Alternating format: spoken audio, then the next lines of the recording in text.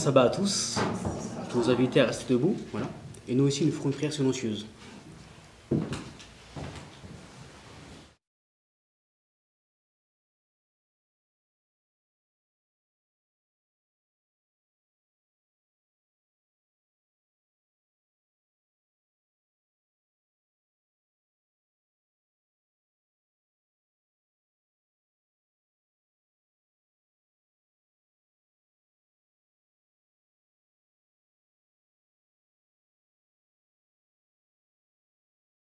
Numéro 73, Rédempteur adorable.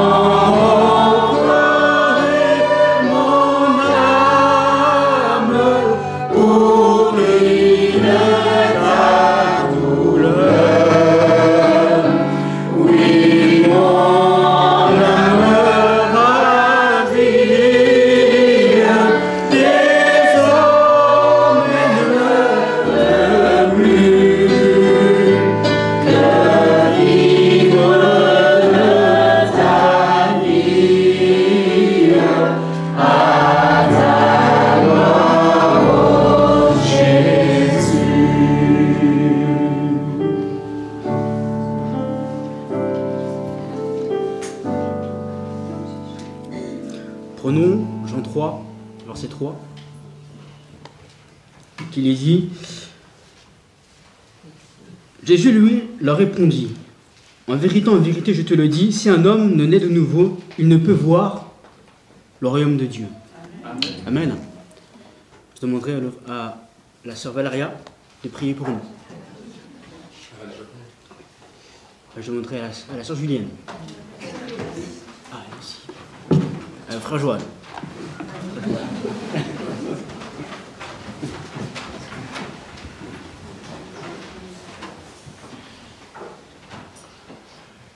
Éternel mon Père, merci pour l'opportunité que tu nous donnes de pouvoir nous réunir dans ta maison en ce sabbat matin.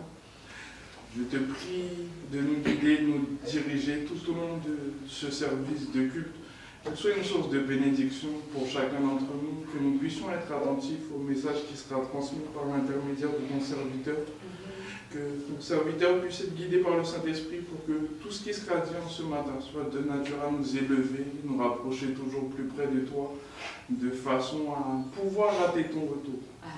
Garde-nous, guide-nous, dirige-nous tout au long de ce saint sabbat. Ce sont là les grâces que je te demande au nom de ton Fils Jésus et pour ta sainte gloire. Amen. Amen.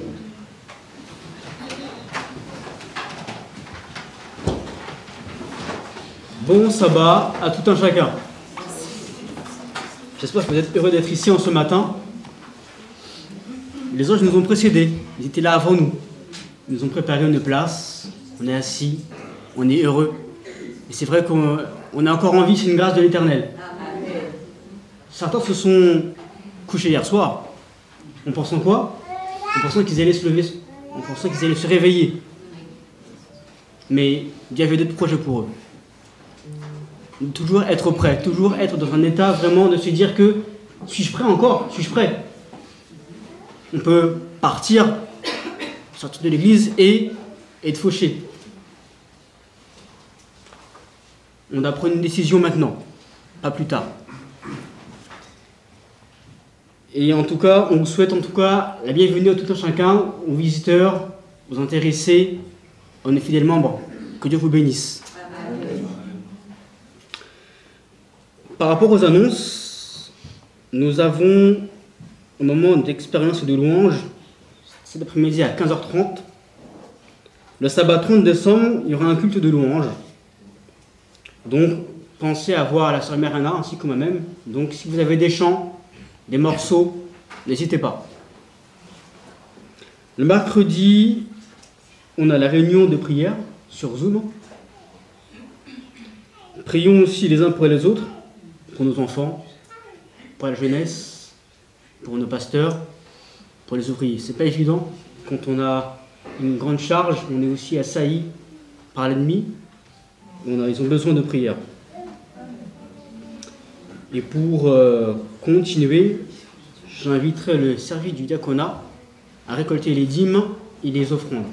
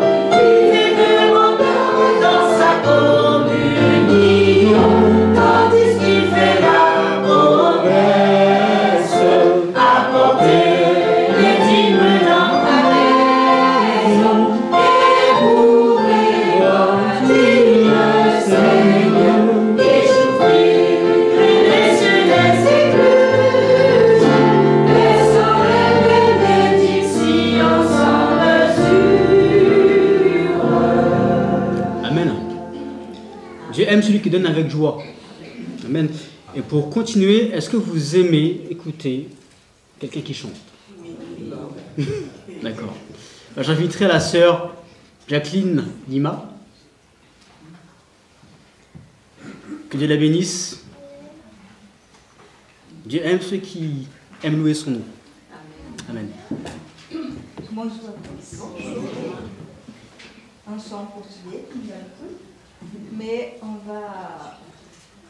s'est ramené la traduction pour vous parce que c'est un très beau chant. C'est une prière en fait, c'est une supplication à l'Éternel. Donc je vous demande de bien lire les paroles pour bien se connecter avec la chanson. Amen. Que Dieu soit béni.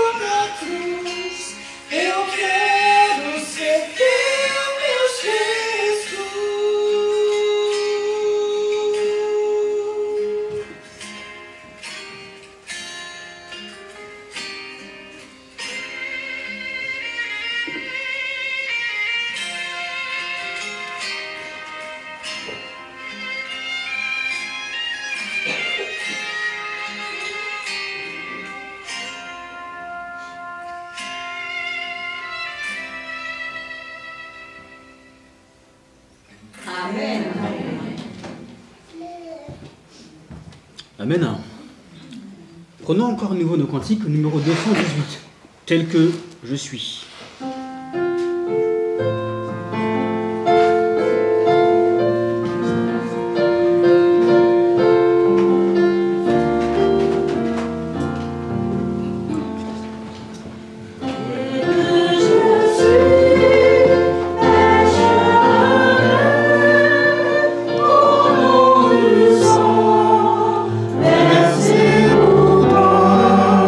Oh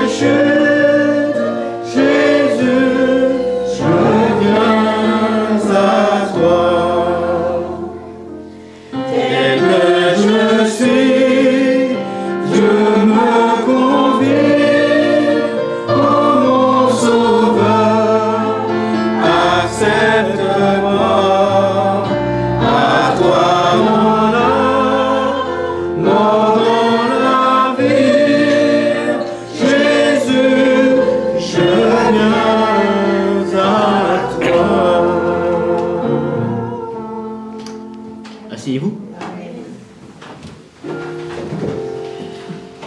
Sans plus tarder, je vais laisser la place à mon frère Osée qui va nous parler de la parole de Dieu. Prions pour lui, que Dieu puisse l'inspirer, que Dieu puisse parler à sa place. Amen.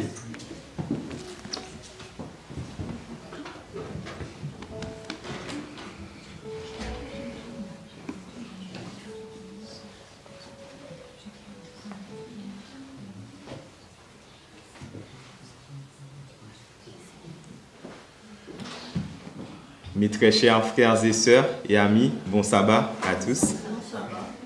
Lorsque j'ai su que j'allais de nouveau prendre la parole pour ce moment si sacré du culte solennel, mon cœur s'est tout de suite emballé. Et j'aimerais vous le transmettre pour me soulager.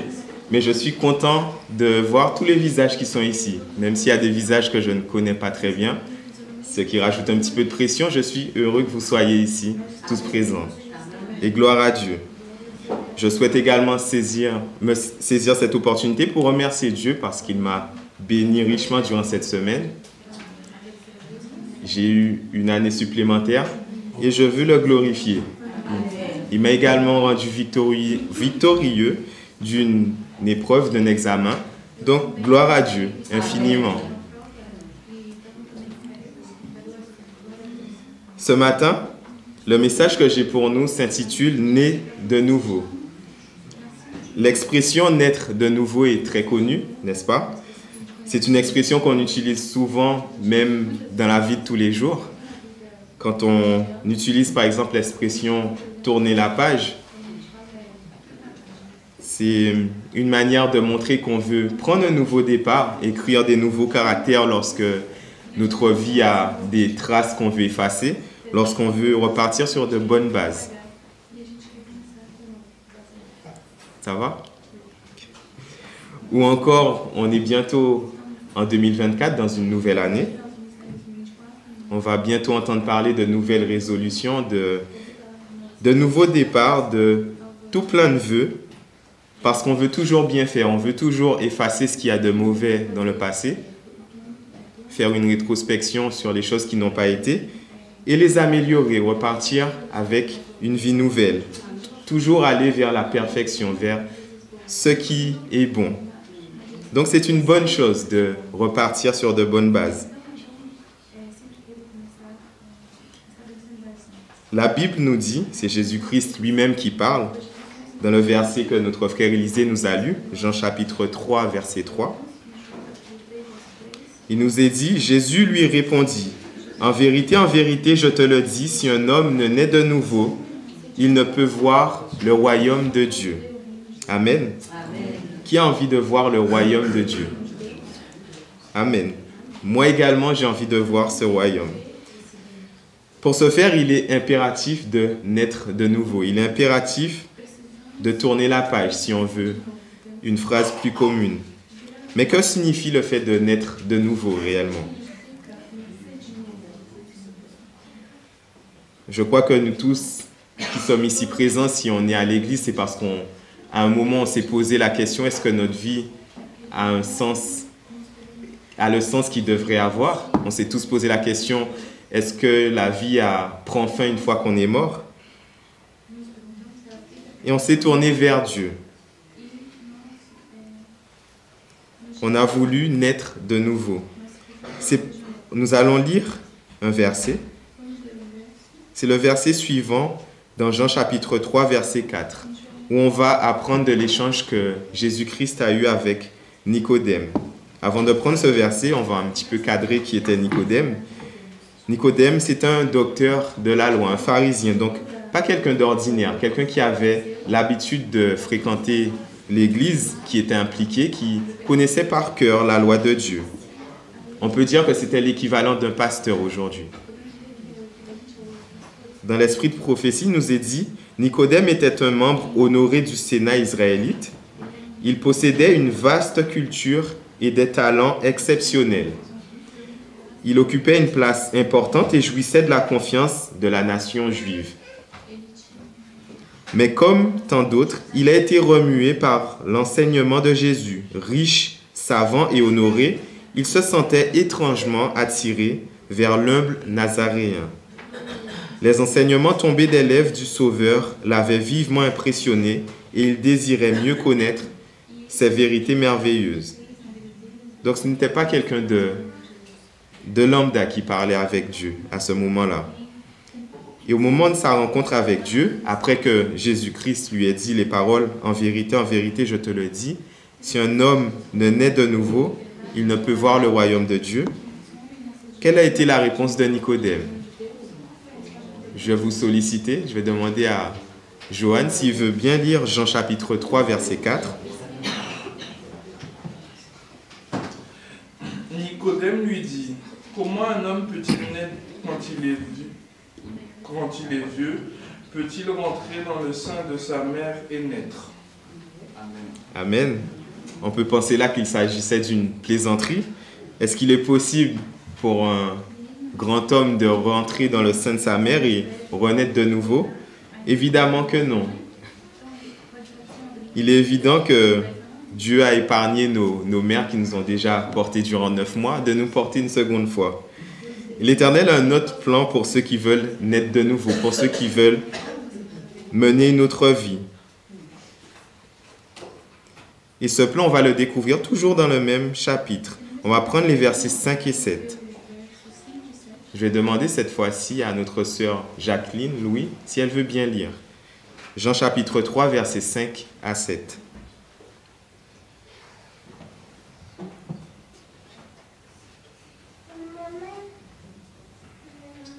Je te le dis, si un homme ne naît d'eau et d'esprit, il ne peut entrer dans le royaume de Dieu. Ce qui est né de la chair est chair, et ce qui est né de l'esprit est esprit. Amen. Merci ma sœur. Jésus nous révèle ici les deux éléments qui concernent cette renaissance par laquelle on doit tous passer si on veut rentrer dans le royaume de Dieu. Il nous est dit si un homme ne naît d'eau et d'esprit, mais on va voir d'abord si un homme ne naît d'eau, c'est-à-dire en passant par les eaux du baptême, donc en témoignant publiquement qu'on veut mener une nouvelle vie avec Dieu, à travers le baptême qui symbolise le fait de faire mourir l'homme ancien, c'est-à-dire en choisissant de mettre de côté la vie qu'on a menée auparavant par immersion, et par immersion, la naissance d'un nouvel homme, un homme qui dédie sa vie à Jésus-Christ, un homme qui veut aller de l'avant et qui croit en Jésus-Christ pour guider ses pas. Et enfin, le deuxième élément très important dans la renaissance pour entrer dans le royaume de Dieu, c'est naître d'esprit, comme ma sœur a souligné. L'Éternel insiste particulièrement sur le fait de naître d'esprit. Non pas que le fait de se baptiser n'est pas important, c'est très important, mais l'Éternel, dans le verset 6 et 7, dit « Ce qui est né de chair est chair, et ce qui est né de l'esprit est esprit. » Amen. Donc c'est très important de naître d'esprit. On entend souvent parler du baptême, mais renaître de l'esprit est très important. Pourquoi est-ce si important de renouveler notre esprit? Certaines personnes peuvent passer par les eaux du baptême, mais renouveler leur esprit n'est pas donné à tout le monde. L'importance de renouveler notre esprit nous est révélée dans Ézéchiel chapitre 36, versets 25 à 27.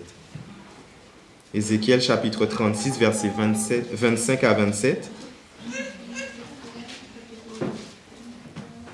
Il nous est dit, « Je répandrai sur vous une eau pure, et vous serez purifiés.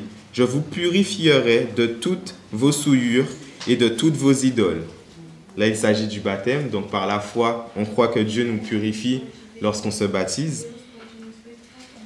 Et enfin, versets 26 et 27, il nous est dit, « Je vous donnerai un cœur nouveau et je mettrai en vous un esprit nouveau.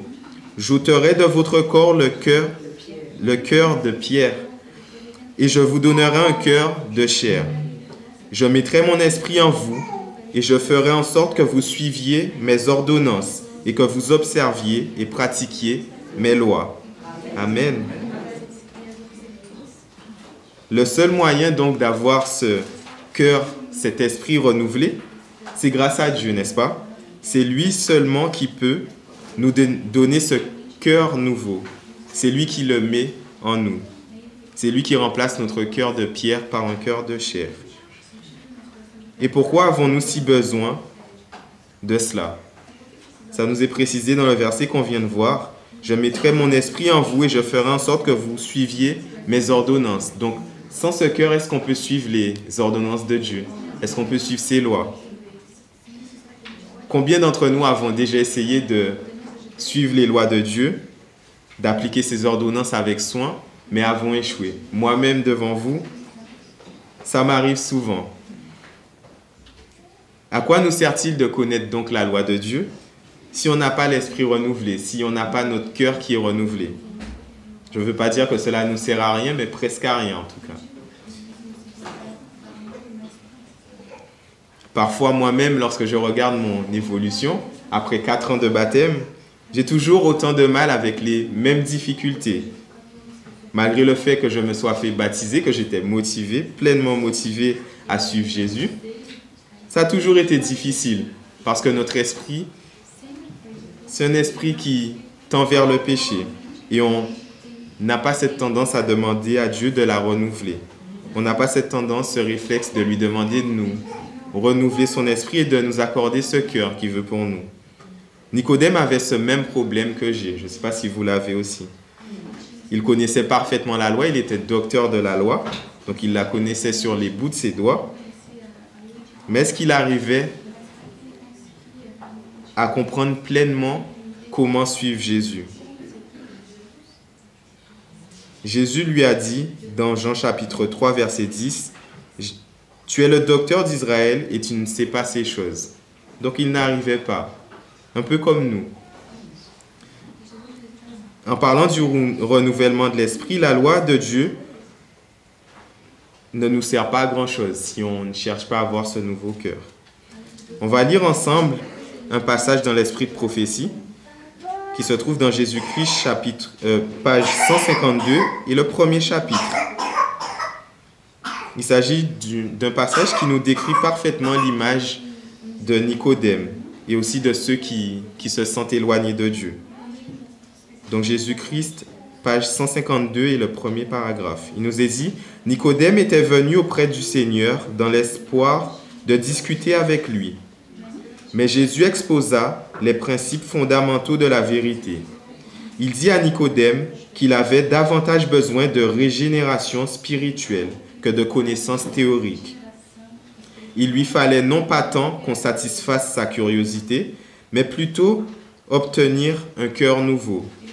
Seule une vie nouvelle, venant d'en haut, pouvait le rendre capable d'apprécier les réalités spirituelles. Aussi longtemps que ce changement n'était pas opéré, renouvelant toutes choses, il ne résulterait rien d'utile d'une discussion concernant l'autorité et la mission de Jésus-Christ. Amen. Notre seule solution, donc, c'est de crier à Dieu, c'est de lui demander cette régénération spirituelle, n'est-ce pas? On doit avoir les mêmes paroles que David a eues dans Psaume 143, verset 10. Je vais laisser Rogerio s'il veut bien lire ces paroles, qui se trouvent dans Psaume chapitre 143, verset 10.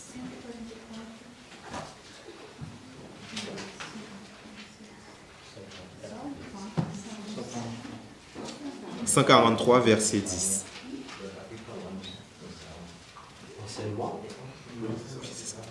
Enseigne-moi à faire ta volonté, car tu es mon Dieu, que ton bon esprit me conduise sur la voie droite. Amen. Amen. Nous devons lui demander de nous apprendre à faire sa volonté. Donc, ça veut dire qu'on ne sait pas faire la volonté de Dieu. Nous avons les lois qui sont écrites, mais on ne sait pas le faire. Et c'est seulement en lui demandant comment qu'on pourra le faire. Et seulement en laissant son bon esprit nous guider. Nous allons prendre un autre passage qui se trouve dans Vous recevez une puissance, page 40, chapitre 3. Il nous est dit, le Christ ne reconnaît ni caste, ni couleur, ni grade comme critère d'entrée dans son royaume, pas plus que la richesse ou une hérédité supérieure. Mais ceux qui sont nés de l'Esprit sont les sujets de son royaume. Le Christ demande un caractère spirituel.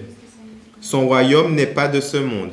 Ses sujets sont ceux qui ont part à la nature divine, ayant échappé à la corruption qui demeure dans le monde par la convoitise. Et cette grâce leur est accordée par Dieu. Amen.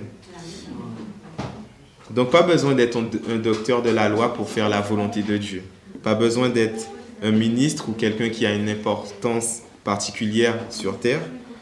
Cela est donné à tout le monde. On peut dire avec certitude que c'est Jésus-Christ seulement qui qualifie qui peut avoir un nouveau cœur. Il nous est dit les sujets du Christ n'étaient pas dignes du royaume en premier lieu, mais il les a qualifiés par sa puissance divine.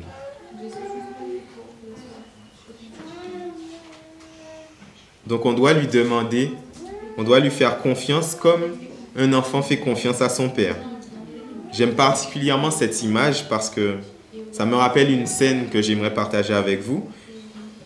Je marchais dans les rues et j'ai vu un père qui poussait son fils à vélo, sur les petits vélos que les enfants ont généralement. Et le père ne cessait de dire à son fils de regarder la route devant lui. Et lui, il était occupé à se tourner le dos et à regarder son père dans les yeux alors que le vélo avançait. Son père voulait absolument qu'il regarde la route pour qu'il voie où il aille, mais lui, il avait confiance totalement en son père. Même si le vélo allait très vite, il regardait son père dans les yeux et il n'avait pas peur de la direction qu'ils allaient prendre. Et c'est quelque chose qu'on doit apprendre à faire avec Dieu. Parce qu'aujourd'hui, nous qui sommes adultes, qui oserait regarder derrière alors qu'un vélo roule?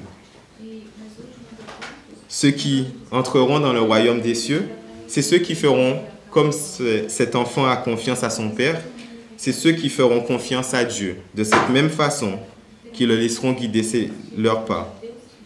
On peut le voir dans Matthieu chapitre 19, verset 14, où il nous est dit, « Et Jésus dit, laissez les petits enfants et ne les empêchez pas venir à moi, car le royaume des cieux est pour ceux qui leur ressemblent. » Donc la volonté de Dieu, c'est que nous puissions être comme des enfants, qu'on puisse lui faire une confiance aveugle. L'Éternel ne peut pas travailler avec des caractères qui sont déjà formatés. Il peut travailler uniquement avec des caractères vierges, des caractères qui veulent se laisser guider.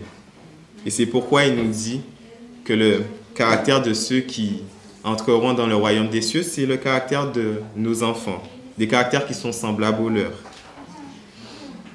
1 Corinthiens chapitre 10, verset 12 nous dit « Ainsi donc, que celui qui croit être debout prenne garde de tomber. » Donc puissions-nous ne pas nous confier les lois qu'on peut trouver dans la Bible uniquement. Puissions-nous faire attention à notre état d'esprit, qu'on puisse toujours se remettre en question et avoir la même tendance que les enfants ont, c'est-à-dire chercher la force en leur Père, en Dieu qui est notre Père. Et puissions-nous délaisser cette confiance qu'on a en nous-mêmes qui nous empêche de travailler avec Dieu. J'aimerais clôturer avec les mots saints qui se trouvent dans Philippiens chapitre 1, verset 10. Philippiens chapitre 1, verset 10 qui nous dit « Je suis persuadé que celui qui a commencé en vous cette bonne œuvre la rendra parfaite pour le jour de Jésus-Christ. » Amen. Puissions-nous nous laisser guider par Dieu. Merci à tous. Amen. J'espère qu'on a aimé ces paroles, qu'on les a vraiment enregistrées dans notre tête. Parce que souvent, en fait, on vient à l'église, on écoute, mais on ne pratique pas.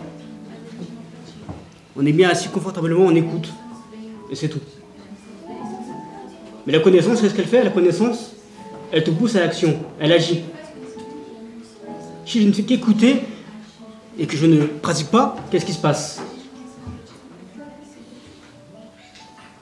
Jésus disait des pharisiens, faites ce qu'ils disent, mais ne faites pas ce qu'ils font. Parce qu'eux disent, ils ne font pas. Et c'est vrai qu'on aime beaucoup parler, on aime beaucoup faire des théories, mais ce que Dieu regarde, c'est pas l'apparence, c'est pas ce que je fais. Parce qu'il y a beaucoup d'hommes et de femmes qui font de bonnes actions. Mais qu'est-ce qui les pousse? Dieu regarde les mobiles du cœur. Quelles actions te poussent vraiment à faire ce que tu fais là? Est-ce que c'est avec un intérêt particulier? Est-ce que c'est parce que tu veux te montrer? Paul, quand Dieu se révélait à lui, il a eu une écharpe dans les yeux. Il a dit, j'ai prié 3 fois pour que Dieu puisse me l'enlever. Qu'est-ce que Dieu lui a dit? Ma grâce te suffit. Et souvent, qu'est-ce qui se passe? On se plaint. On se plaint. Dieu nous dit, ma grâce vous suffit, mes frères et sœurs. Amen. Et pour continuer, on va prendre un dernier cantique au numéro. On va prendre le cantique, et j'appellerai la sœur Huguette. On va chanter, on va se lever ensemble. Au son du piano, on va prendre Tu peux naître de nouveau. Alors, le chant va être affiché, je vous invite à vous tenir debout.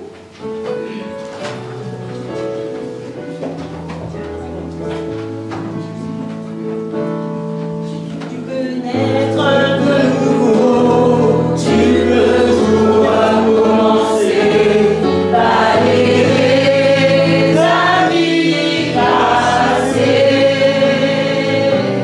et repartir à zéro,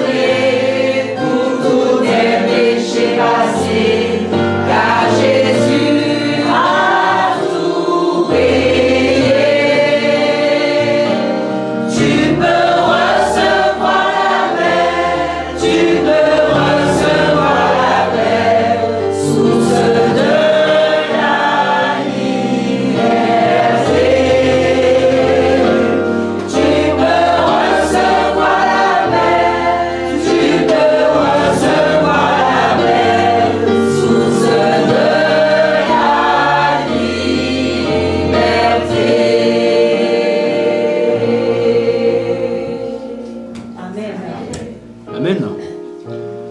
J'inviterai le frère Osé à prier pour nous.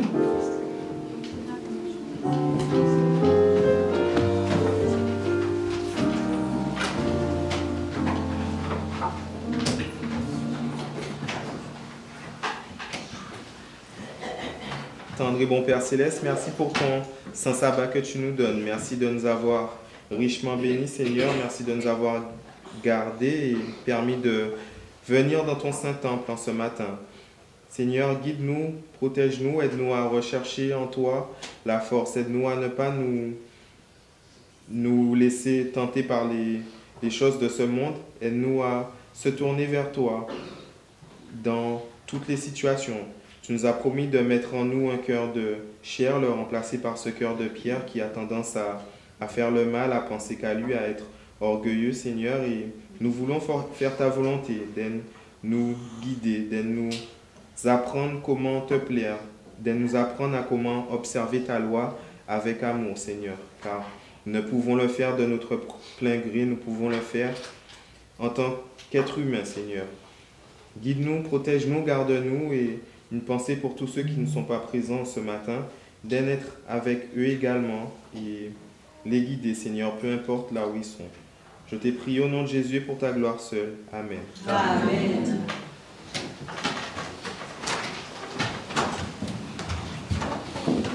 Ouvrons au niveau de cantique au numéro 180, 18.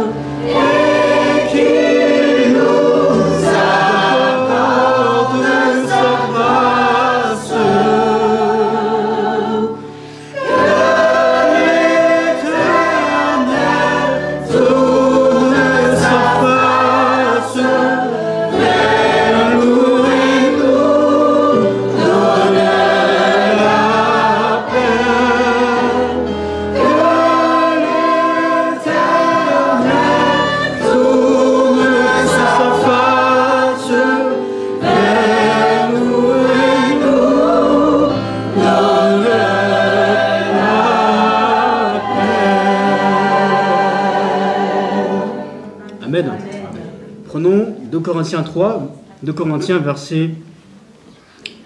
5, verset 17. Il est dit, si quelqu'un est en Christ, il est une nouvelle créature. Les choses anciennes sont passées, voici toutes choses sont devenues nouvelles. Amen. Asseyez-vous. J'espère que on aimerait prendre une décision, mettre tous nos mauvais traits de caractère de côté. Laissons l'orgueil, l'égoïsme, la vantardise, le moi, surtout le moi, on le met de côté. On ne pourra pas rentrer au ciel avec notre caractère. Mais avec le sang du Christ, Christ a envie de changer notre cœur de pierre en cœur de chair. Amen. Eh bien, en tout cas, bienvenue, en tout cas, merci d'être venu ce matin. Que Dieu vous bénisse et à samedi prochain à la même heure. Amen. J'invite le service du diaconat à nous faire sortir dans l'ordre et la révérence.